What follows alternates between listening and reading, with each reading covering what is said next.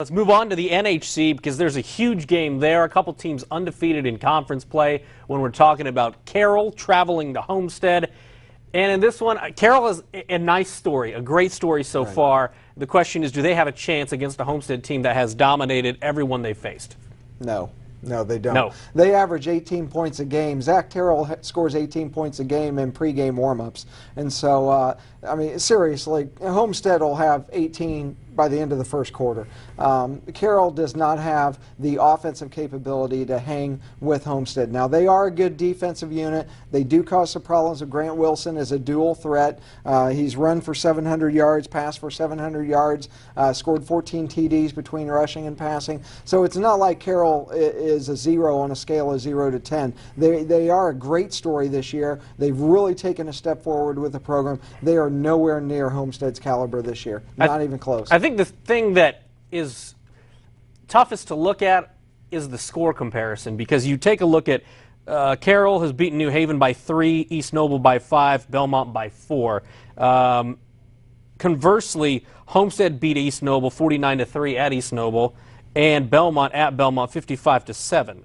So when you take a look into where the games were played and what the overall score was, it doesn't add up to be a nice night for the Chargers. Here's the thing with Homestead. They're averaging, what are they averaging, 54 points per game? If they wanted to, they could average 74, if they really wanted to. I mean, they don't even play their starters for the half the third quarter and all the fourth quarter. They're taking kids out in the third quarter.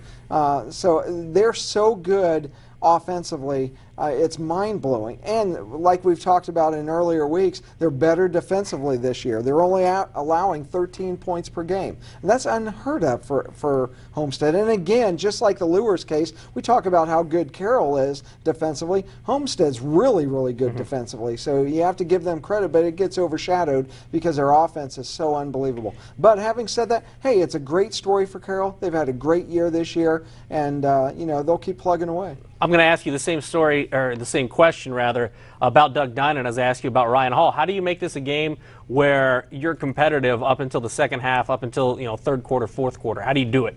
Well, you're going to have to drop 5 defensive backs, go to dime coverage or a nickel coverage, and I wouldn't play zone in the secondary against Zach Carroll. He'll kill you. His receivers are so experienced, they're so smart. They'll adjust routes, and he'll throw to spots, and the guys will go to those spots. It's incredible what they do. So you really, just the opposite of what Lures has to do in worrying about stopping the run. Carroll will have to stop the pass, so they're going to drop guys back in the secondary. They're probably not going to rush to the passer as much, but a lot of people say the #1 way to shut down a quarterback is to pressure him, and that's bringing more guys at him. So maybe that would be a philosophy for them to implement if initially they don't have success. But, you know, Grayson Baston can run the ball on you. So if they back guys into the secondary, Grayson Baston's going to go off. I think the bottom line is not will. There's a difference. Can Carroll win this game, or will Carroll win this game? I will say this. I think it is possible that Northside could win their game. I do not think it's possible Carroll could win their game. All right. Big statement from Tom Davis. We'll have to see how it plays out on Friday night.